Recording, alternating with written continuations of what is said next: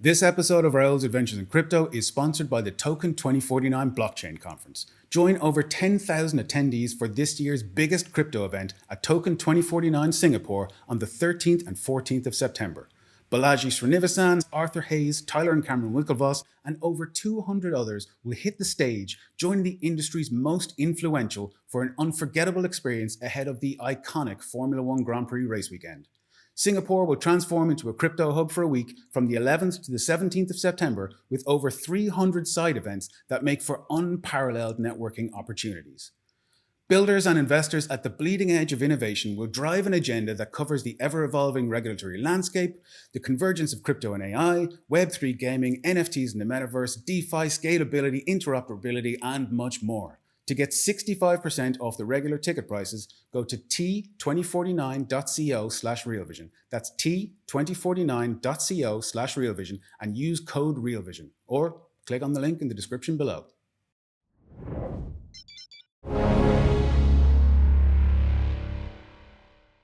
Where can it go? It just can go anywhere, right? You can create games, you can create community, you can create storytelling. The world of crypto is an incredibly exciting journey that we're all going on together. We don't know where it's leading to, but we know it's going to be absolutely massive. Join me, Raoul, as I guide you on our adventure to discover just what this new world will look like. Welcome to this very special edition of Adventures in Crypto with me, Tareq Nazlawy, president of Science Magic Studios. We use emerging tech like blockchain and Web3 to deepen the connections between brands and people. And at this point, you'll be probably realizing that this is normally Raoul Powell's Adventures in Crypto. Raoul is a good friend and colleague and a co-founder of SMS as well. And that's how we ended up deciding to do a takeover for this month to take you on a very special tour about the story about brands and Web3, a topic which is often discussed as one of the major forces that can drive adoption for Web3 technology. But as many of us have seen, a lot of exciting developments, but it's also not a cakewalk to make that happen. So our job this month is to get under the hood of the why, the what, and the how of why brands are investing in Web3 with the people who are actually driving it behind the scenes. And with that, it is a great pleasure to introduce our guest today, Adam Brotman. Adam is the co-founder and co-CEO of Forum 3. Before that was Chief Digital Officer of Starbucks as well, so has seen the entire journey of digitization and loyalty at one of the brands, at one of the globe's largest brands, and no better person to talk to about a topic like this. So Adam, welcome to the show. Hey, Tareq, thanks for having me. I'm excited to be here. Absolutely. I'm if we're going to have as good a conversation as the ones that we've had before, I know that we're going to have a lot of fun today. So look, why don't we just start at the top for people who aren't yet familiar with you or with Forum 3. Tell us about Forum 3 and what you guys do. Sure. So Forum 3 was created by my friend Andy Sack and I a couple of years ago. We have a small team of people that we've added since then, but including Joe O'Rourke and a whole bunch of other folks that we've been working with, and we started the company really based on a conversation Andy and I had during the heart of the pandemic at the end of 2020. Andy and I have been friends for over 20 years, and we had a conversation about how, which I think you and I are going to have a great conversation about today, about how much things had changed for consumers and what that meant for digital transformation for brands. We were talking about that, and we were specifically talking about Web3 and metaverse and AI, and we were thinking, wow, like we should do something together. We both had day jobs, but so we essentially created Forum 3 initially as a way to just put into action some of the conversations we were having about this new, essentially, era of digital transformation for brands. And so Forum 3 started as a friendship and started as a conversation, and to really think about, what is a new digital transformation for brands? What could it look like? And we decided to get our, get our hands dirty and roll up our shirt sleeves. And there was a lot to learn. And we started out in the Web3 space in particular, and, created a play to earn guild, and took on various projects, various brands, ultimately leading me back to my favorite brand, Starbucks, and doing a big project called Odyssey for them, which we can talk about. So Forum 3 is really this company that thinks about this intersection between brands and these new technologies. And we've been, I guess you could call it, like, we started out as consultants and now we're building our own platform. We've been on quite parallel paths as well on that journey as well. And I have to say that one of the things that I find most grounding in the way that you guys have thought about this so far is the fact that when you and Andy started talking about a new era of digital transformation for brands, it's not like you didn't know what you were talking about, right? Like, by that point, let's rewind from Forum 3. Like, you were at Starbucks for a while. How did you end up there? What were you doing at Starbucks and what were you building there, which kind of led you to this place where you could have that kind of epiphany? Well, at Starbucks, I was their first chief digital officer. I think I was one of the only chief digital officers in the world at the time. And I say that not to pat myself on the back, more because I was almost like embarrassed because it wasn't really a real title when I first started.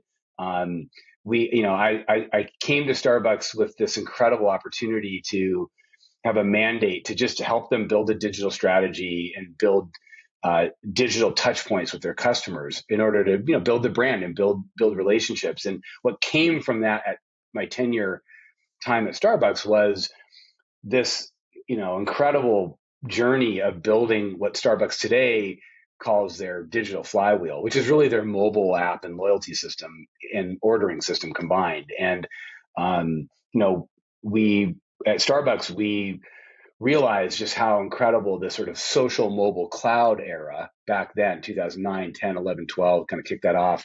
And we were able to take advantage of that convergence era of technology to transform Starbucks to really build this mobile app and loyalty program and ordering system and personalization engine. And that took years to build and has been this really important part of Starbucks business now.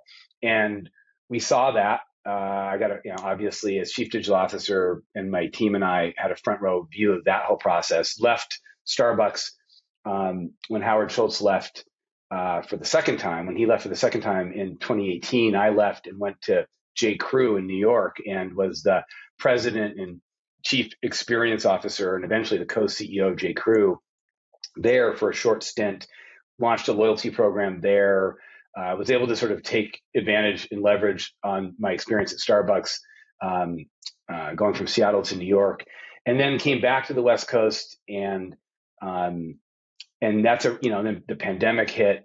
And one of the things that our conversation, Andy and my conversation in 2020 centered on was how the consumer had changed. So over that 10, 12 year period, which is not that long if you think about it, but in today's world, it's, everything's exponential, right? So as Raoul would say, and it's true, like it's like 10 years now used to be like 50 years. And so, the consumer had shifted quite a bit from 2009 to 2020. And not just because of the pandemic, but everyone had become hyper digitized. There were the trends Andy and I were talking about were that the consumer had become much more demanding around the nature of the relationships they were going to have with brands. They felt they needed to have more of an emotional connection with their brand. They needed to be more participatory. You also had a younger consumer base, millennials and now Gen Z, that were coming into the market that had grown up as almost iPad digital natives. So they were thinking in terms of like Roblox and Pokemon Go and gamification. So you had all of these consumer shifts happening.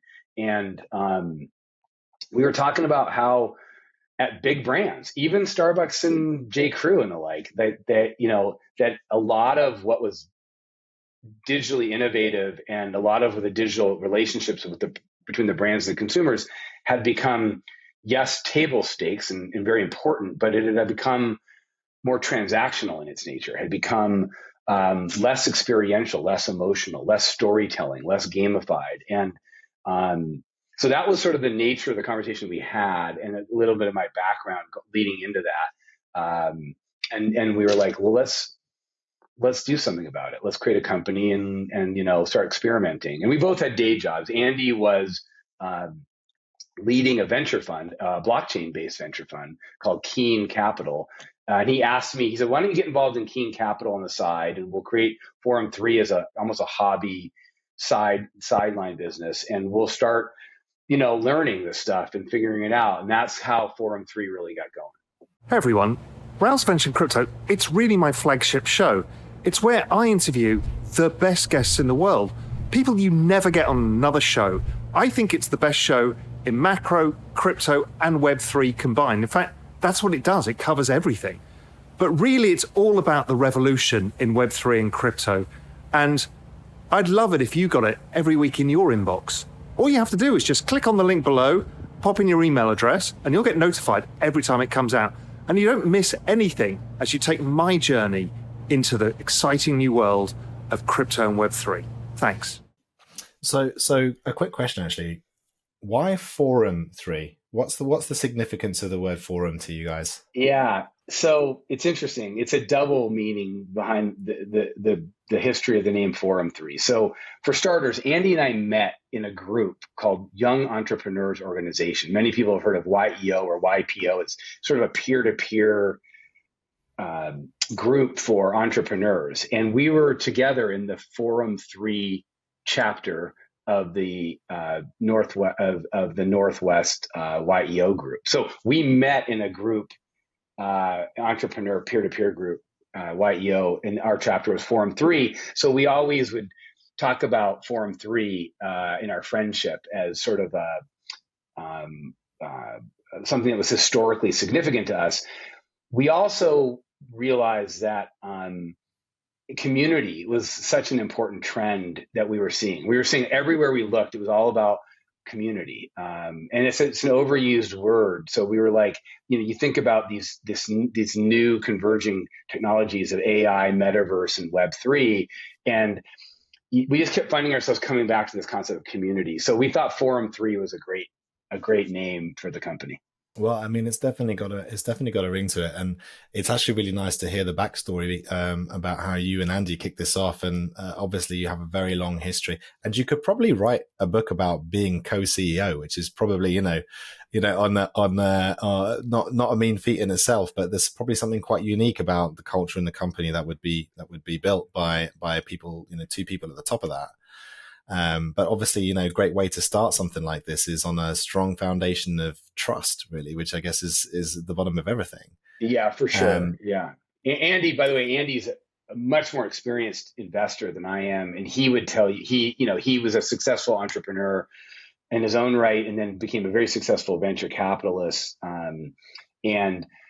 He's invested in and counseled, hundreds of companies, and he would be the first person to say, like, don't do co-CEO to one of his portfolio companies. But because of our trust and relationship, we decided to give it a go that way. And I'm glad we have. And I'm sure if you asked our team, they'll tell you, depends on what day you ask them if they like the structure or not. But, sort of a two-headed beast at times. But it's been working well so far. Well, it definitely appears so. And on that theme of trust, then I'm guessing that the background then and the history that you had at Starbucks gave you a bit of that kind of fabric of trust to start experimenting. Like, tell us and the audience how the relationship came about. Did Starbucks come knocking for, what do we do with Web3? Did you approach them? Was it a sort of a relationship type thing, or like how did that story come about? Yeah, it's a pretty cool story in the sense that Andy and I and Joe and our little team had already been working on Web3 and brands a little bit. We took on a project with Ben Mesrick, the author. We were advising Boston Globe, the media company, all in the Web3 space. And we were doing some of our own Web3 projects. We were his blockchain, on behalf of both his blockchain firm Keen and also for Form 3, we were getting pretty involved in the NFT space and in the Web3 space. And my old boss, Howard Schultz, the founder and 3-time CEO of Starbucks, who I consider one of the greatest business leaders of all time, he and I were staying in touch, and I didn't know it, but he was going to come back for his third stint as CEO of Starbucks. And at the time, right before he came back, he asked Andy and I, tell me more about this Web3 stuff you guys are doing. Like, it was not something he was very familiar with, but he was, as usual, he was curious about it, and was curious about, there's a lot of talk about Web3, and I'm hearing it all over, and, educate me. So he pulled Andy and I into his office and asked us to talk about the stuff that excited us about Web3, community, identity, interoperability, storytelling, the sort of inherent gamification that all came out of this technology that we thought was just really interesting, really empowering. And obviously it related to blockchain in general and sort of the self-sovereign nature of, truly owning digital assets and Ethereum and Bitcoin and sort of our feelings in general on the space. And we had a multi-day session with him, and he brought some of his team in, and again, he hadn't come back to Starbucks yet. And then after he had talked to us for a few days, and it was just fun to talk to, my old boss and tell him what Andy and I and the team were up to. And then we were surprised when he called us, not that long after, and said, "Hey, I got you're going to find out, later today that I'm making an announcement that I'm coming back as CEO, interim CEO at Starbucks. And, would love to have you guys be part of the process of working with the Starbucks team on some innovative stuff along the lines you're talking about." Because in our conversations, and frankly, for the whole year leading up to even those conversations, I was tweeting stuff about how brands should be using this stuff. I mean, I was obviously involved in my own right, collecting and helping with projects, but I couldn't help myself but say, wouldn't it be cool if Starbucks did this and that with their loyalty program? Wouldn't it be cool if other brands would do things? You were doing some cool stuff with Adidas, and it's not like other brands weren't doing things. So it was kind of fun. I was commenting on what brands were doing, and I was focused on this sort of idea of how in particular you could use blockchain and digital assets and Web3 to create an entirely new paradigm around loyalty for brands. And it was all coming out of the same notion of Andy and my conversations around community, gamification, and storytelling and ownership, and how exciting Web3 was to potentially unlock some of that stuff that we felt brands needed to do. And we were just incredibly lucky that Howard and his new team, as they came on board for this interim CEO stint, they were like, "Would you work with the Starbucks team and help us think through what we could do in this space?" And, which was cool. And we got in, and they signed us up, and we're still an advisor to them. And what came out of it was Odyssey. And we worked with the Starbucks loyalty team, which is, one of my old teams. And I could give you more details, but one of the biggest things that I'll say that really catalyzed a lot of it was the fact that Starbucks already had a long history of not just building up a successful loyalty and mobile app system, but also had done some stuff with gamification and community in the past. And so there was some good foundations to build on. So for example, Starbucks had a game that it popped up every holiday season called Starbucks for Life. And they would get a lot of their loyalty members to play this game where you would buy coffee with your app, and then you would get essentially like little stickers that if you could match enough stickers, you could get coffee for a month or coffee for life. And so I was saying to the Starbucks team, hey, why aren't we creating an always on version of Starbucks for Life that involves storytelling and involves where you're not just getting these stickers that go away, but they could actually be digital collectibles that could ladder up to some new experiences that could be rewards. And to give credit where credit's due, the Starbucks team was awesome, and they just latched on, and we felt like I was back in my old chief digital officer role, and we built we basically all collectively built Odyssey together. Well, there's a couple really interesting things that just thank you for unfolding that and, bringing us behind the curtain of that journey, because Sure. I think when you sort of do the pattern spotting across the different experiences people have had championing this with brands, you start to understand that, what are the ingredients of the things that really thrive. And you had a couple here. The first is, let's not pretend that Web3 reinvented marketing completely. Like, there was a world before that, right? And you had a company here which already had one of the most lauded and respected loyalty programs that was out there, right? So the bar was already, pretty high when it comes to the commitment to driving consumer engagement and lifetime value. So there's definitely one. And the second is, you spent a little bit of time with the incoming CEO, very precious time to plant those seeds to the degree where there was like, I see a match between what it is that we need to do in the company that I want to come in and lead. I've got people here that I trust and know from previous experience to do that. And the culture of this place is going to make room for us to take what we've done that step further. So there's very fertile territory there to work with. So, because I think one of the questions that you might expect, or maybe you've been asked this before, is if Starbucks had a lot of great things already going on, why the Web3 part? And you kind of started to answer that with the community, the gamification aspect, and going beyond the transactional. So maybe it's a good time to actually, for anybody, especially who's not in the US and can't get access to the beta over here, although I do drink my fair share of Pike Place roast. Yeah. Let's talk about Odyssey. Let's talk about the premise of it, what it is. You have some partners involved in that, but maybe we just start to talk about if you haven't come across the Odyssey program, what does it look like to people who haven't seen it so far? Yeah, absolutely. Obviously, I want to disclaim what I'm saying, that I'm not a Starbucks spokesman. Everything I'm going to tell you, you can find on the open internet. I'm just going to describe it to you. But so, and that being said, I also want to give credit to the Starbucks loyalty team, who has brought this to life. They've been amazing. So Odyssey is you can think of it as a game, an always-on game for Starbucks loyalty members. And you go to a web app, odyssey.starbucks.com, and you log in using your the same Starbucks login that you would use for your Starbucks app. You're right, it's only available right now to US loyalty members. And you log in and you're presented with a series of journeys that you can decide if you want to do them or not. Each journey has a bunch of activities in it, like maybe 3 or 4 activities.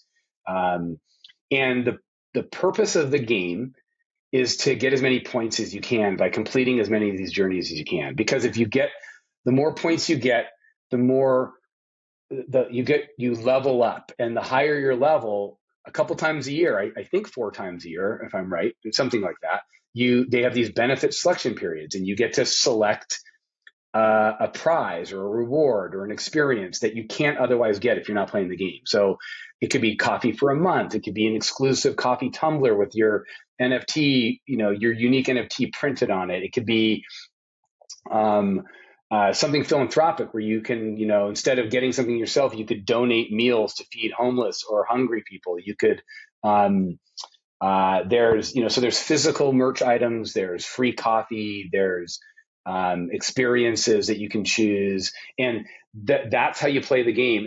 And when you go through these journeys that are made up of these activities to get your points, you're engaging in storytelling from the brand about the brand. So you're taking a virtual tour of a coffee farm in Costa Rica. You're visiting multiple different Starbucks so that you can complete a challenge that where you're visiting at least 3 different Starbucks in a week. It might be trying different drinks. It might be, so sometimes you're buying Starbucks drinks and it's part of the journey. Sometimes you're actually doing online activities, like I said.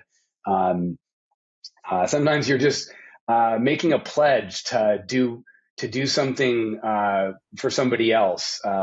We just did a collaboration on Odyssey with Aku, the Web3 project by Micah Johnson.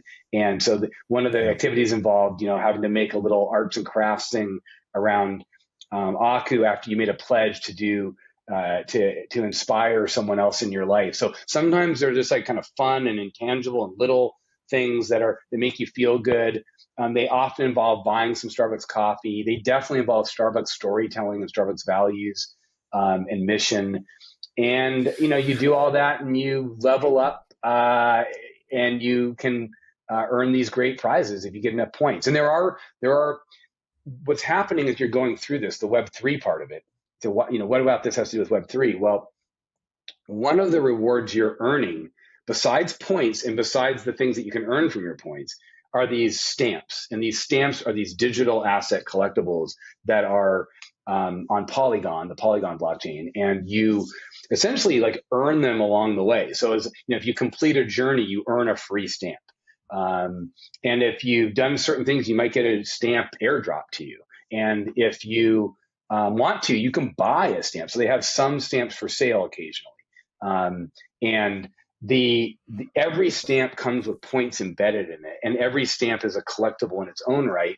And Starbucks partnered with Nifty Gateway so that there could be an embedded custodial wallet as well as an embedded marketplace. So if you want to sell your stamp or want to buy one you don't have to complete a set, or something's collectible, or you just happen to see like, oh wow, the stamp's worth $40. I could sell it and buy $40 worth of Starbucks coffee now. Like, so there's like fun.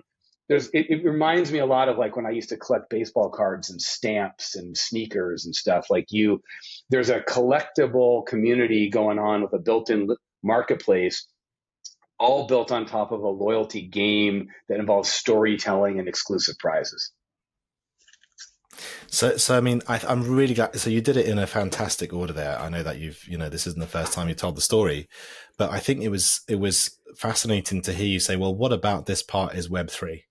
Because actually what you described there about the journeys and the you're just like, yeah, it sounds kind of like a loyalty program, but there's something which about the digital asset of the stamp itself, which transforms the emotion and the interactions which can happen in this program.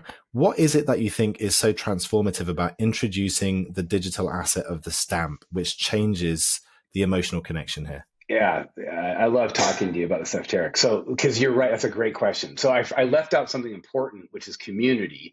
And that community comes from this, I think, comes from this feeling that you're part of a process, part of a game, part of a hobby that other people are also part of and find fun and interesting. And they want to talk about it. So if you think about a lot of what happens with Web3, go all the way back. I'm going to answer your question by going all the way back to when Andy and I first got started in the space.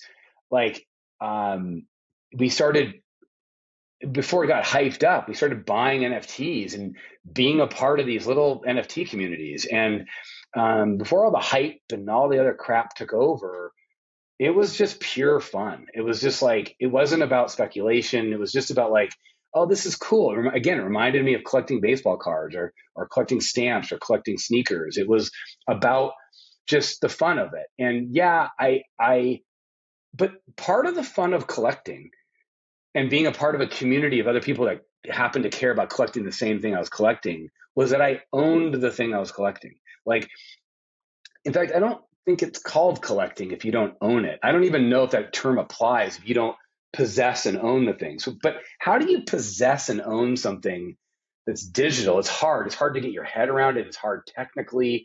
And that was the fun part of the blockchain. Like blockchain, I'm not saying blockchain is the only way you can own something and possess it digitally. Maybe there's some other way you can do it, but it's the easiest way that I know of. And there was a lot of other people using blockchain to do that. So it worked in terms of collecting digital assets. And so you go all the way back now to Odyssey.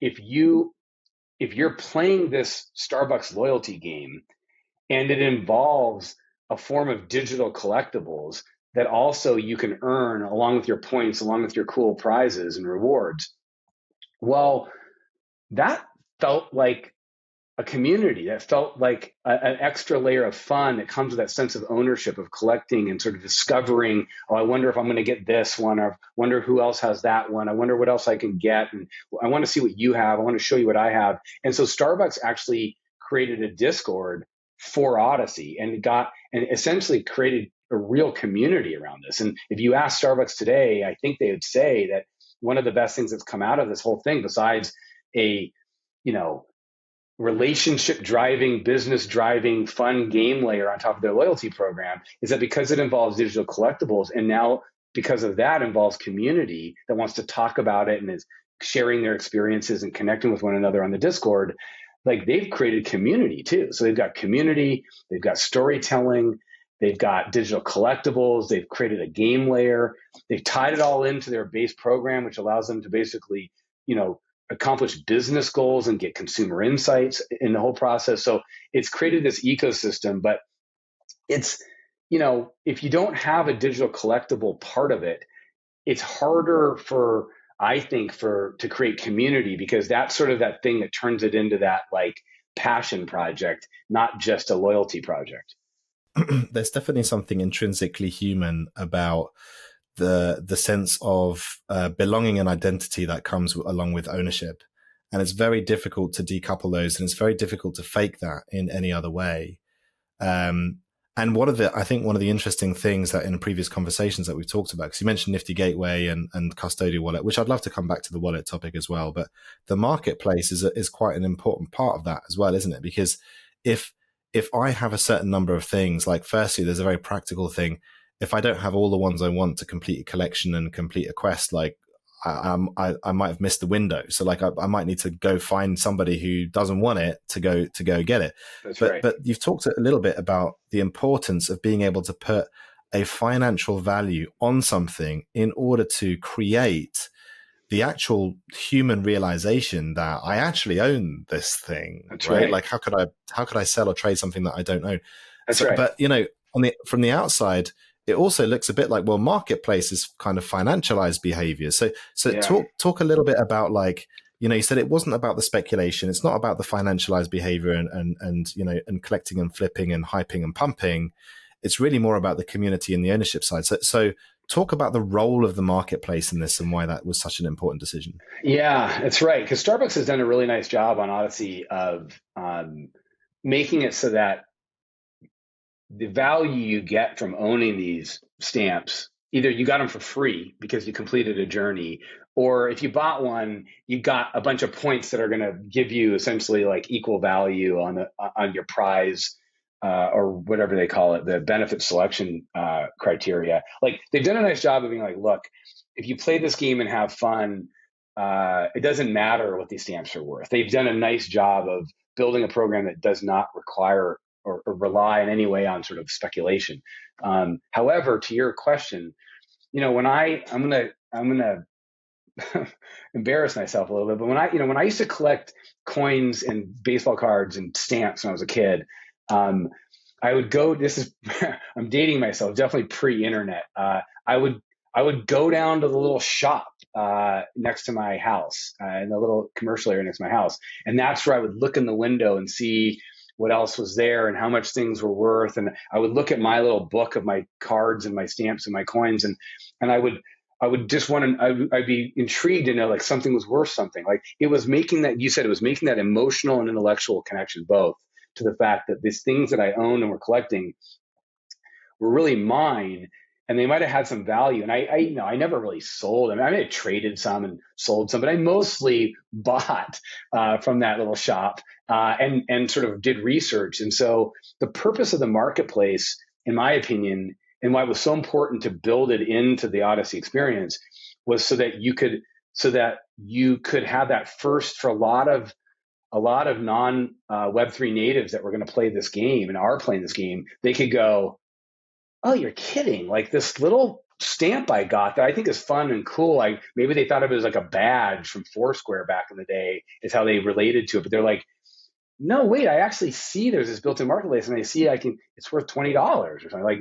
Like just making that connection it's almost like when I used to go down to the little shop down the street from me, and I could see like my rookie baseball card was worth $3, and I bought it for 50 cents with a bubblegum pack, and I was like, oh, that's cool. Like it just made the connection in my head and made me feel like the thing that I really owned something. So I think it was an important part for we can talk about wallets too. I think it was an important part to sort of show off the fun of collecting a digital collectible or digital asset, was that there was a little built-in little shop there that you could sort of sell or buy or, check. And as long as you didn't need the price to go up or didn't care about it, then like I used to do when I was a kid, then that's great. And that kind of completed the circle of like, great, I've got this thing, I've earned it. Now, in most of Web3 and blockchain, as you know, you mostly have to be a little bit technically proficient. You have to know how to use a wallet. And the average person can get spooked off by having to like learn what a crypto wallet even is or have to learn anything about blockchain. So with Odyssey, it was important to sort of do everything I just said, but make it as simple and easy to use as buying something on Amazon or buying something at the store down the street, right? So it was like, so we were like, how do you do that? Well, that's where Nifty Gateway came in, because Nifty had been a leader forever, for years in the space, making it really easy for people to just use like a credit card to buy an NFT, and they would hold the NFT in a wallet for you with your account. So you never had to learn anything about crypto wallets or anything about cryptocurrencies.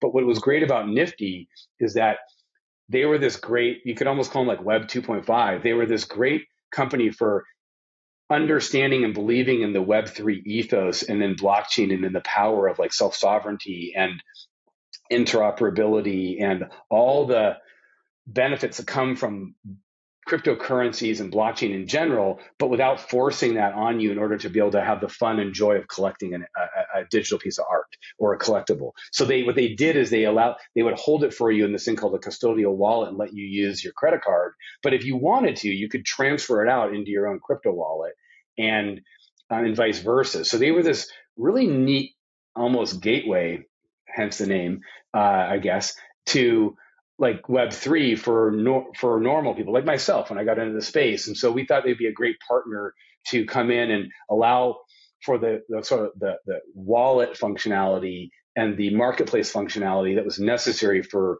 Odyssey. It made sense to bring them in and have them sort of, build a kind of a white label version of their product right into the Odyssey app. I mean, I think it's really interesting what you say. I mean, obviously, any of the other practitioners out there, if you're watching this and you've come across this challenge of, what comes first, the chicken or the egg? Because if you really want to own something, then any Web3 or blockchain purist will tell you it's got to be in your wallet, right? If it's in somebody else's wallet, like technically Nifty Gateway has an asset for you in a wallet they hold for you, technically it's not yours. But for 99% of people, that's just one step, which is the head scratcher, right? Compared to the experience that you can get out of it. And there's always the possibility, like you say, to transfer out. And it's not usually that easy to do that. I think one question that I have is, have you seen people do that? Like, what does it tell you about the behaviors of the people who actually are part of the program now, right? Because you've got, one big thing most brands have been kind of grappling with, especially anybody who stepped in sort of 2021 and 2022, is a lot of the things that were done in a very Web3 native way have addressed an audience of Web3 natives. And on the other side over here, there's like a bajillion consumers who are still kind of sitting on the sidelines. And you're now doing a lot to kind of entertain and engage this subset, some of whom really do kind of give a deep shit about your brand, and some of whom never did, but were kind of more in it for the financial opportunity. So if you address them in the way they know how, which is kind of a little bit more purist, do you really address the people that you're trying to address? And it's clear that Starbucks made the trade-off here to say, we've got to make it easy. But I wonder if there have been people who have been like, a little bit like the Reddit story, right? Like, who kind of actually just was messing with a snoo and then realized, oh my God, I've got an NFT and now I could, this is something I can push into another wallet and maybe sell on another marketplace. What have you observed? Yeah, I mean, it's, this is, and anybody can go on to like OpenSea and see this, or, this is all public information, which is like, there have been a fair number of people that have moved their Odyssey stamps onto their own wallet. But but I don't know. And it's interesting is like, how many of them, and I also have to be careful what I say because I can't say stuff that's going on that's confidential, that, insights that Starbucks has learned that I might be privy to. But what I can tell you is that, like, of course, there's been lots of instances of people that were not knowledgeable or involved in Web3 at all that did go, oh, this is interesting. This is a great way for me to learn more and sort of, be curious and experiment with some of the stuff. So there's been some of that. There's also been a lot of Web3 natives that are in the program that, of course, have done that. And then, a lot of people that don't. So it was sort of we hoped it would be sort of a Goldilocks approach or a compromise or whatever we want to call it. And it's gone well so far. So we're really pleased. And you can see, it continues to grow, and they're still in beta, but the program continues to grow, and I think everybody seems to be pretty pleased with it. And look, just do the disclaimer anytime you need to, because we're used to that, right? Yeah. But one of the things that, certainly while I was back at Adidas, and one of the things that we talk to brands and IP holders a lot about, as one of the reasons why the digital asset here, we talked about a few things, firstly, the sentiment of ownership, which just brings to a different degree of togetherness and community, which you can now co-create with and start to generate some value with. But there's another big aspect of the digital asset side of things and doing things on a blockchain, which is this is on open rails. So if you've got digital assets coming from a brand's ecosystem, and a partner of that brand, whether it's another brand or an athlete or a sponsor or whatever it might be, wants to address or create a benefit for those people, you now have this thing which is portable using these open blockchain rails, and say, okay, you got a key from Adidas, you now get a preferential access to, Beyonce's concert tickets through Ticketmaster or whatever, right? Right.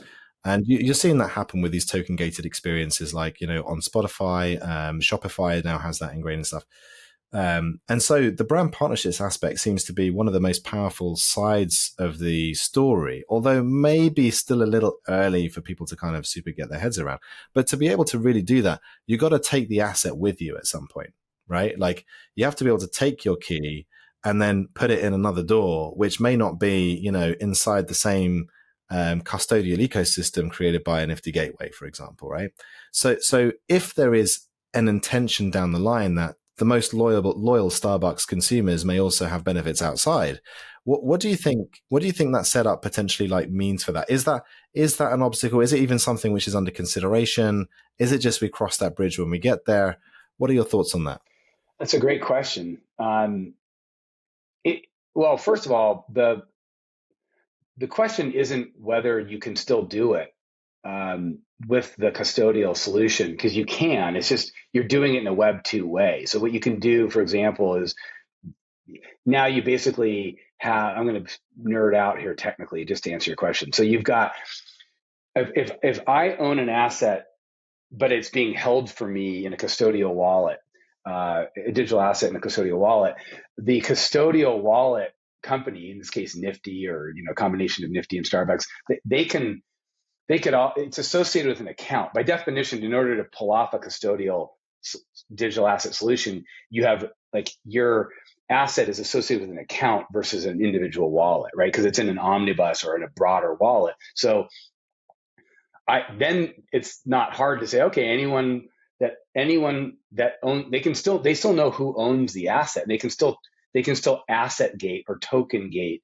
interoperability. But it requires, a Web 2 solution to do it. You got to basically use an API of some sort or some way to know, okay, does Adam own this asset? Okay, I can go look and find out. I'm just not looking in Adam's wallet. I'm looking in this sort of general wallet associated with an account. So you can still do it. The beauty, to your point, of true, real, blockchain-based, Web3-based, self-sovereign ownership of a digital asset is that you can more easily do interoperability and token gating and things like that. You don't need an API. You don't need a dev team to do it. It is built into the ecosystem itself or the platform itself. So you can still do it. It's very much in the consideration set. And one of the interoperability, the ability to say, okay, everyone who's got. One of the cool things about Web3, it's almost like the game. It's almost a gamified part of Web3, which is that because unlike when I used to collect baseball cards, there was no way for that shop on the corner or the Major League Baseball or anybody to know exactly who owned their cards and be able to like do fun things with that, not just token gate, but just to airdrop me stuff, right? To basically say, hey, and to basically create like rules and have fun with it. To say, well, if you have these 3 players in your cards, I'm going to give you a 4th one for free. Well, back in my childhood, that required me going down to the store and someone probably with like a notepad, checking if I had certain things. But you can do that all so easily on the blockchain, and it's all open and it's all transparent and doesn't require development resources. So I think that's one of the cool things about Web3. The problem, and maybe I'm just bringing up something you're going to bring up in a second. The problem, though, is that it's still really hard for the average person to get their head around digital asset ownership. But more importantly than that, to like think about what it means to self-custody stuff.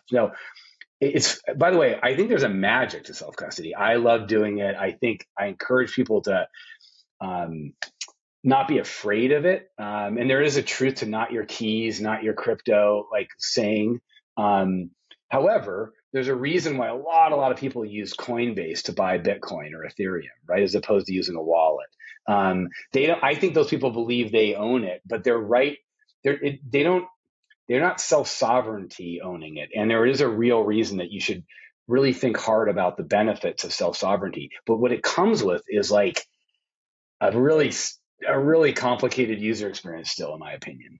We have not, as an industry or as a sector, cracked the code on that. So that's why there's trade-offs here. And I think when brands are thinking about the space, they got to think about, why am I doing this? Like, I want to create a better relationship with my customers. I want to create storytelling and community and gamification.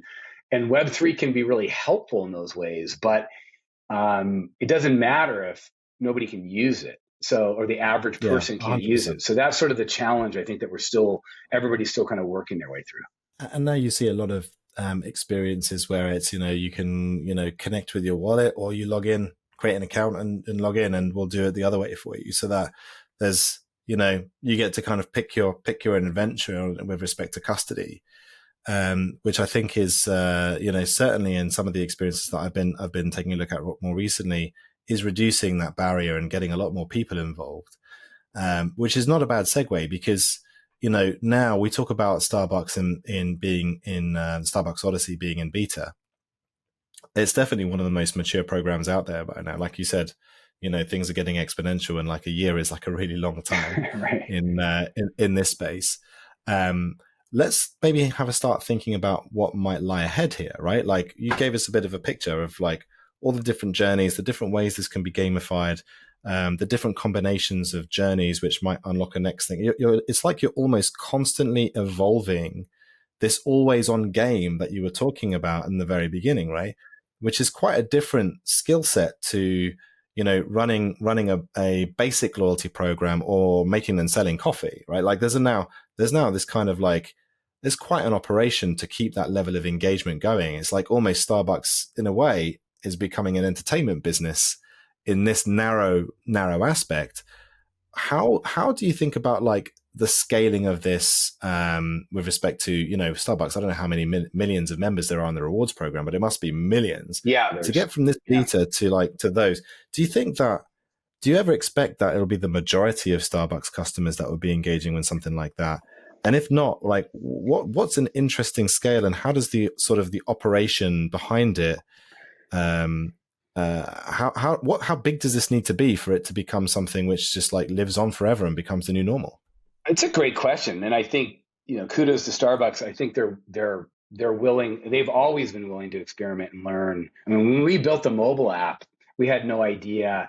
We built a loyalty program and a mobile app that now accounts for, I think it's approximately 60% of their business goes across loyalty in the US. And it's something like, it's over 30 million active loyalty members in the US. So it's, when we built it, I remember when it was like, oh my God, it's 1% of transactions. Like we were like high-fiving about 1%. So and there was no way, like, it was all about like delighting the customer, giving them, having a building a better relationship with the customer. So thinking about like, how can you engage with the customer in a way that they're going to get something out of it. It's going to make them feel closer to you. And you get to basically tell stories and have a relationship with the customer that you wouldn't be able to through some kind of transactional, more typical transactional nature. So at the time we were innovating on things like mobile payment, points-based loyalty program, mobile ordering.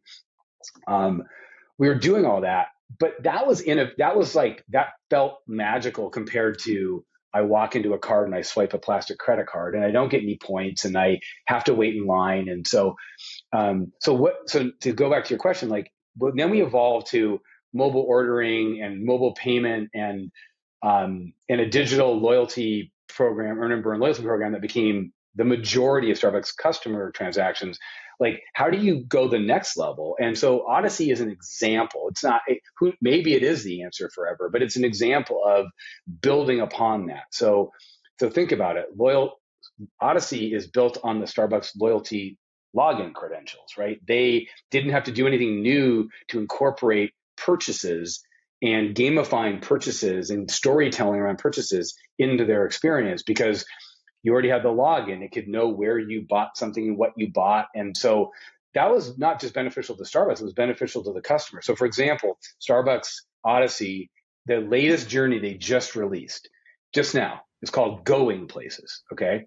So the first activity in the Going Places journey is called the Community Challenge. And basically what it says is like, you need to visit 3 different Starbucks stores, okay? Just 3 different ones in the time period. And then what it does is it's like plotting where everyone in the entire Odyssey community of participants is going. And if you get to 8,000 different stores in the US visited in a certain amount of time, there'll be an extra bonus unlocked on top of the journey stamp you're going to get. And it's being tracked live in the app. Like, I think they're up to 6,772 out of 8,000, and the journey's only been live for a few days now. So it's fun, and everybody in the Discord on the community side is saying, "Oh, this is amazing, right? Like, we're close to the goal," and it's like this community activity that involves buying Starbucks at different places. It's fun. There's another part of that same journey that's called an in-store expedition. You're going to go on a virtual treasure hunt at a Starbucks store near you. You grab your phone. There's going to be a VR. I haven't done that part yet. I think it's going to be like a VR access or something like so, or maybe an AR, access to the experience. So now you've got like augmented reality complementing like a whole community of all these people trying to unlock a special prize by going to as many Starbucks as they can. And it's all being tracked live. I mean, all of that's happening on a loyalty program. And guess what? People are buying coffee, enjoying their coffee, and getting their normal Starbucks stars for doing it the whole time. So where can it go? It just can go anywhere, right? You can create games, you can create community, you can create storytelling. It's all built, it's building on the system itself. And in the meantime, you're earning these digital collectibles and you're having community. And, so I think, to answer your question about how big does it need to be, I don't think it needs to be, everybody in loyalty for this to be a success. I mean, there's going to be business success. There's going to be consumer insights that are going to happen no matter how many people participate in it. But, Starbucks, like I mentioned, they have this history of doing games and things for their loyalty members, and they don't get everybody to participate, but they get a lot. They get they get a lot of people to participate. So I don't think it. I think if I was trying to turn this into a sort of a lesson, so to speak, for other businesses, I would say, like, be willing to experiment, be willing to build on what you've done. Not everything has to move the needle on day one for you to learn, because eventually one of those things is going to turn into something that's really going to move the needle for you. And that's a huge corporate innovation lesson for anybody, because we're talking about Web3, but we could have been talking about social media, back in the early 2000s. That's right.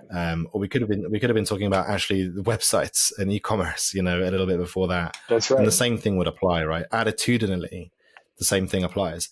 I think there's something very interesting about what you said about this latest challenge, which is, once you've got a, more than one channel in these digital assets involved, there are ways to almost, create a game which is a little bit like, well, who are we? Where are we? This community of people who rally around this thing.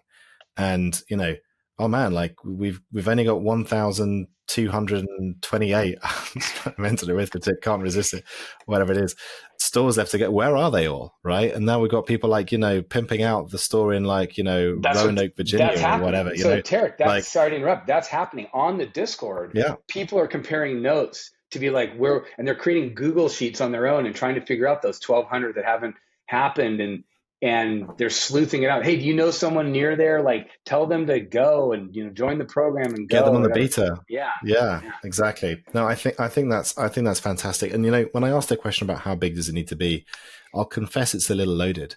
And the reason is, I've seen this at a few different stages of my career, certainly at Adidas, which is when there are sort of very high engagement, high co-creation, high touch experiences that you create for people, that, there's always a temptation when you sort of look at the business as like, what we're trying to achieve as a global organization, that something should move the needle. But actually, there's a wisdom in sort of taking a bit more of that kind of Pareto view of things, which is there's a certain fraction of your audience here who are going to disproportionately advocate for your brand, right? And not just advocate for them, actually, the headroom on the lifetime value of that audience is probably a lot higher than trying to get somebody down at the fringe to spend more with you or to advocate for you. So like actually focusing on how does this, top 5 to 15%, let's say, I'd love to hear, other practitioners about sort of where they kind of see that ballpark. It might be 1 to 5 or 5 to 15, depending on your industry. Right. But those are the ones where, lifetime value, there's real kind of value to be created. And that headroom between the available cultural capital and emotional capital that people are ready to invest with you. I didn't get that. Could you? Sorry, Siri's telling me Siri's taking notes taking too long to explain this. Yeah, no, she doesn't get it, which is a bad sign. This is a bad sign. Like, I think there's a wisdom in saying, don't worry about how big it is at the beginning, but there's one thing which I think differentiates what you've done with Starbucks relative to most of the other brands that have entered into the space, which is the build on top of the existing loyalty program, right? Like when you see brands entering into the space and sort of doing, a drop or a collection or an avatar or a PFP thing or whatever outside of their core loyalty base, now you've got an audience over here. Yeah. And you've got your main audience over here. Yeah. And the next question is, well, what's the overlap and how do I scale this thing? Yeah. Because now I need to try and figure out, so you see what Adidas did. Like Adidas basically said, you know what, like there are specific products for this special group of members here. Yeah. Bring your token to the Confirmed app and you get special access to only buy this product. And it's a way of almost signposting, you know what, if there are different ways of engaging with a brand that earn you different tokens, there are special, basically products that you can buy or experiences that you can access by having this thing. And then you're like, oh, well, you know what? That's kind of what our overall membership program is meant to be about anyway. Like, why don't we take that learning and build it into the core mechanics of how it works? But you did that from the outset. And I think that means you get to find out without having to smash that many eggs, right? You just get to sort of keep exploring and see what the penetration of this program could possibly become. I think that's right. I mean, it's sort of to maybe even segue into some of the stuff that Forum 3 is doing next. We've really been building on those lessons. So first of all, I'll say when you were just talking about the importance of these sort of super fans or these core customers, and the importance of also not innovating so far outside the core of your platform and outside the core of those super fans that like you lose the opportunity to, I think, learn the most valuable lessons. So I think about sneakerheads and I think about Adidas and Nike, and like, I don't know the story like you do. I haven't been in that industry. I'm a newbie collector, but I can only imagine that was probably happening in an authentic way from a core group of customers that probably were the best customers of those brands. And then it became like so important to Adidas and Nike's culture and business now. But there was a time where it was probably just like some super like really passionate collectors that were doing things. And then the companies sort of looked at that and learned and sort of were willing to experiment and sort of bring that out. And I don't know that industry like you do, but I could only imagine. And what I'll say, one of the biggest lessons that we learned at Forum 3 by doing everything we've done is, I keep coming back to these same words, community, gamification, storytelling, empowerment, participation, emotional over transactional. These are all the themes that we keep coming back to. And when AI came on the scene big time, I'm talking about generative AI, these large language models, ChatGPT. When Odyssey got launched by Starbucks in December of last year, it was basically the same day, almost to the day. It was like a week away from when ChatGPT went public and went live. And we were like, wow, this is really interesting, because particularly with some of these like tools like Midjourney and Dolly and Stable Diffusion, these generative AI tools that allowed people to create art, or create images, or create videos, or create ChatGPT or some of these other large language models. They can create, I'll call it business plans. They can create songs and books. And so we were like, wow, this is like this incredible democratizing code. Yeah, code. Like code's a big part of it. They can create games. So think about Odyssey. I'm describing a product that has all these different facets to it. A big part of what's happening in Odyssey is like little mini journeys and experiences that are all code based or digital. And so with the rise of generative AI for being, frankly, this incredible transformational and democratizing creation tool, we at Forum 3 were like, whoa, like, because right away, just like we did with Web3 and Metaverse, we were like, this is really interesting. We have been talking about AI, but until ChatGPT came along, it wasn't as democratizing as we saw. We were like, well, you just type in some words and incredible stuff comes out. And so we started thinking about, well, could you use AI as a brand to create community co-creation experiences, which we think are, kind of almost obvious in a way. If you're thinking about things the way, Tareq, that you and I do, you're like, oh, well, geez, all of a sudden your consumer can create code. Your consumer can create art. Your consumer can create like all these things that they couldn't have created before. And if they're a brand fan, what does that mean? We don't know. We want to explore that. So we've at Forum 3, we've created this thing called Hive 3 that's going to launch this fall, and it's essentially going to be on the face of it.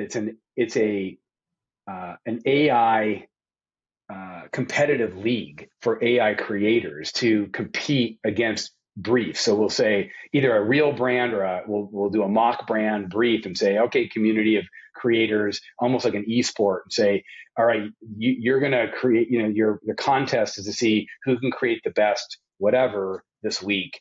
And then we have judges and we have prizes. And the idea is to build a community and of these AI creators in this league setting, but very much involve brands in it, in terms of both the contests themselves, but also some of the services that we would be able to provide to brands on the back of such a cool platform and community. I love the idea. And by the way, it's a great segue, because, you talked about the same themes of, community, gamification, participation. And we started this whole conversation talking about Web3 as one of the emerging technologies to do that. And this convergence of Web3, metaverse, and AI, and kind of just seeing that, like, okay, blockchain rails are kind of some rails here, but these adjacent technologies only actually amplify the core North Star, which is about that deeper connection between, people and brands ultimately. And so question for you is, firstly, I saw the announcement, very much looking forward to maybe even competing on one of these briefs just to see how my AI chops look on this stuff. So do you also see then, is there a dot joining? Like, if you sort of think about the things that you've learned through Starbuck, and I do want to ask you a question about if you could go back and advise yourself. So we'll come back to that, but we're on this narrative arc right now. Is there actually a Web3 or blockchain element that kind of underpins what you're thinking about with respect to Hive 3? Like having a digital carrier for the creations, for example, which I know that there's all sorts of territories around intellectual property and all that kind of jazz when it comes to that kind of thing. But is there a connection there beyond the high level, gamification and participation and community piece where blockchain supports what Hive 3 is? Yeah, we believe there will be. I mean, we thought, you can imagine, we had many long conversations about, do we launch Hive 3? And by the way, for anyone listening, you can go to Hive 3.ai to learn more. But Hive 3.ai, we had a lot of long conversations about, do we want to have some of the rewards that you can win for competing and participating be digital collectibles? Because that's very much embedded into the Odyssey process. And we're big believers in it, of course. And we decided to take a beat on that for launch, because we didn't want to do too many things all at first. We wanted to make sure we could have something that was engaging and interesting and fun for these AI creators, this league concept, and make sure that it worked well and they were enjoying it and they were learning and winning and having fun, that we had a place for brands to come into it and take advantage and participate. But we very much, of course, think that there will be a gradual but definite infusion of multiple blockchain related things. So there's both digital assets that we think that you could win, that are either coming from us or coming from the brands. And then of course it could eventually form like our own version of a multi-brand loyalty program, kind of across the back end of what we're doing. So, but we're like, whoa, that's just going to confuse everybody if we do that to start. So let's take a chill. Let's launch something that's fun and interesting and makes sense and is beneficial to both the AI creators and hopefully to the brands that we're involved with. And then bring the Web3 and even the metaverse in. I mean, when you look at with Apple's announcement of, I think it's called like the Quest Pro or something, but like, or is that, no, it's not Vision Pro. I'm mixing the Oculus one with the Apple one. Sorry. The Apple new, like, AR, VR goggles, like we're like, yeah, we look at that and say, that's amazing. And yes, like as much as it kind of is a little bit dystopian to think about, I think this idea of a lot of people are going to want to experience a lot of their digital connections through the AR, VR experience. It's why metaverse has been an important thing for Forum 3. We absolutely think that's a trend that's just going to keep happening. And so, like, could some of the competitions involve creating things for a metaverse? Could you actually create a metaverse world as part of the competition? So, like, it's not just creating art or creating a campaign or creating an app or a game. Like, it's AI creation, AI-powered creation very much infuses into blockchain and metaverse. And then how do you sort of own potentially some of the things that get created, and who owns it, and how do you use it? And blockchain is going to have, I think, a big role to play in all that. But we've got to build it one step at a time. And that is a whole other series of episodes when it comes to, where that will head. But I think it's a fascinating turn that you've taken with, what you've learned, because, and this is a belief that we share, that the role of the emerging tech is really to create those, direct, meaningful, valuable connections between people and brands. And they're not mutually exclusive at the end of the day. They're probably more mutually reinforcing and exponential, I think, as Raoul would say, if he was sitting on this this podcast with us. And so that's everybody watch this space. It was Hive 3, hiv3.ai, right? I think was the site. Go check it out. And look, let's use that as kind of a segue into our wrap up of this thing, because we've taken a little look forwards about what you're working on with Forum 3. I got two questions I like to ask everybody as we kind of come to the close, which is really like one look back and one look forward. On the look back side, because my hope certainly is that amongst the audience here, we've got a bunch of people who are either extremely curious or actually active inside companies thinking about what all of this stuff means for them, right? So some of the best lessons are, if you could go back to, Forum 3 and Starbucks 12 months ago, 18 months ago, and give yourself a piece of advice about, yeah, you're on the right track, definitely do that. Or you know what, think twice about doing that. What would that advice be?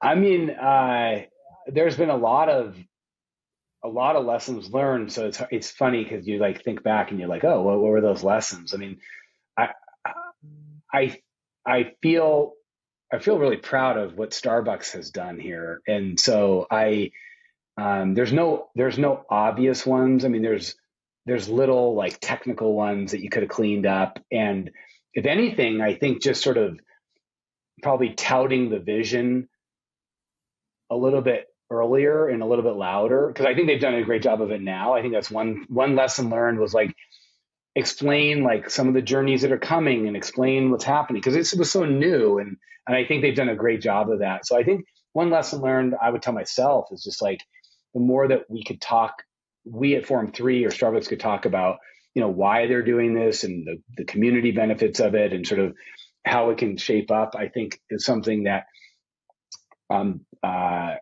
early on, everybody was a little tentative, and it's worked out well. And I think we could have done that a little more.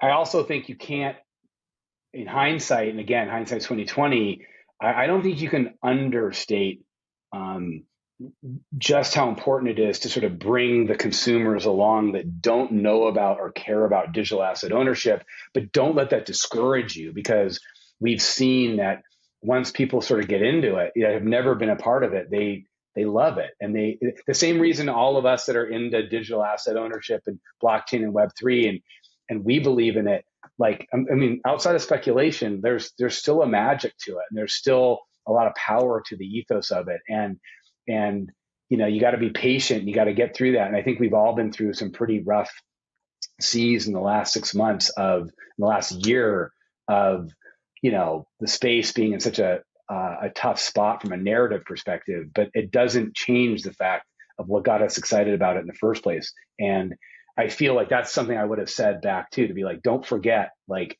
the magic is still there. Which is the name of your company, right? Like magic and science, I think, right? So Science Magic. That's right. Yeah. That's right. Well remembered. And actually, I think, you've dropped a couple gems here, which again, I think they speak more to the corporate innovation ethos, which is, courage is part of the ingredients for success, as is a little tenacity along with some agility. But, having that fertile ground that we talked about at the very beginning of this episode, very strong top-down support, strong fabric of trust, commitment to engagement and loyalty to the highest degree already, just put the wind in the sails to get you through those rough seas. If I'm going to, build on your poetry here, a little bit, well put. Adam. Well put. So, if I may, I'll just hammer home from a pattern spotting perspective, is that I think one of the lessons around, building on the loyalty program that you have, I think for some companies they'd find it extremely hard because, it's so ingrained in the infrastructure, and it's one of the things that you don't mess with. It's almost like an industrial machine. So experimenting with it may seem like a very risky thing, but there are certainly advantages of building on that database of consumers you've already got, because now you don't have to bridge between this little audience you built over here and your mainstream consumer. And I'm sure there are some brands out there that are envious of that journey. And by the way, you mentioned about the Adidas journey. There'll be another episode, just to sort of plug this one. There'll be another episode with Vladislav Lazarov of Adidas, retracing the steps up until the time I was still there, and then everything since then. So all of those lessons learned are also going to be packed into another fantastic episode of Adventures in Crypto for you, Adam, and for the rest of our audience. Oh, good. I can't wait to watch. I learn so much every time I listen to you, Tareq and Raoul. And so I can't wait to tune into that. Yeah, there'll be 4 episodes actually in total. So thank you so much for being one of ours. And my last question, we're going to dream now, like between 12 and 36 months from now, what's your kind of, I don't want to say prediction, but what's your hope or ambition for this space of, blockchain, AI, and emerging tech? What do you really want to see in that time frame? Well, first of all, I think it's worth. There's a word we use at Forum 3 a lot, which is this word responsible. I feel like appropriately, there's a lot of talk right now about what does responsible look like when it comes to taking advantage of these technologies, particularly AI, but obviously blockchain and metaverse. I think there are a lot of pitfalls and landmines and concerns in this space.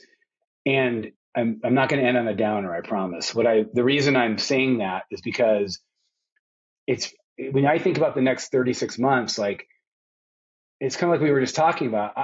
I hope there's a way that a lot of us, I'm talking about society, mainstream, can understand that this stuff is happening.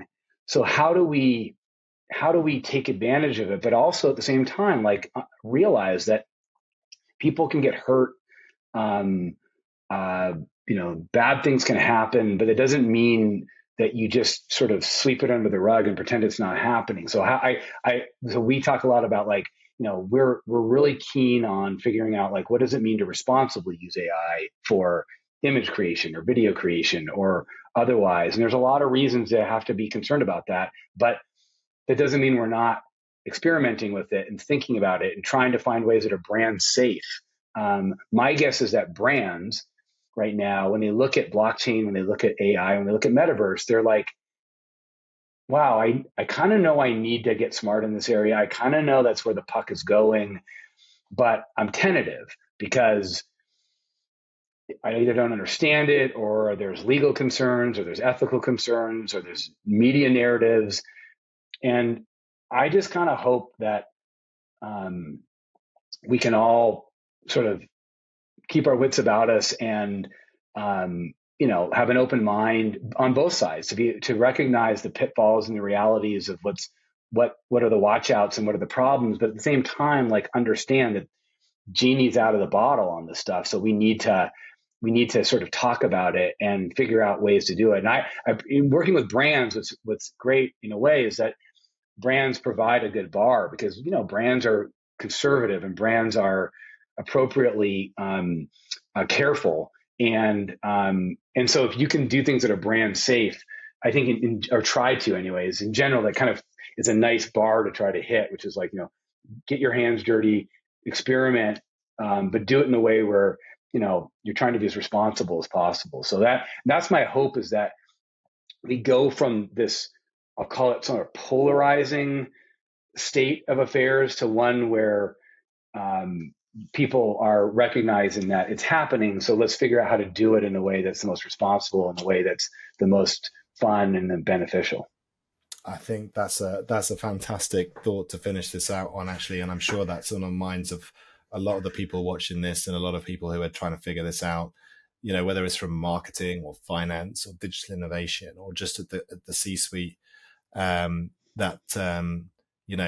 a little courage and open-mindedness here is definitely going to be one of the things which gets you where you need to go. So, Adam, I think what's left to say now is thank you for sharing, your story in a lot of depth here, and really helping our audience to try and understand, what it's taken to bring, for Starbucks to bring Odyssey, along with your support in Forum 3, to where it is today. And also to zoom out a little bit on how these emerging technologies kind of amplify each other in the vision that you have. So very much appreciate the time, the honesty, and you have a very entertaining way of telling the story too. So thank you so much for being with us. Thanks for having me. It's always great to talk to you, man. Until next time, and everybody on watching this or listening to this, stand by for more episodes of Adventures in Crypto, looking at Web3 and brands with me, Tareq Nazlawy. And Adam, just quickly, where do people find you? At Adam Brotman on Twitter. I'm on LinkedIn, and like I mentioned, check us out at hive3.ai. Perfect. Thank you so much again for joining us, and have a great day. Hey visionaries, thank you for tuning in. For more free crypto content like this, head over to realvision.com/crypto. You'll get early access to the most brilliant minds in the space to cut through the noise, get in-depth analysis, and get you ahead of the curve with unbiased insights.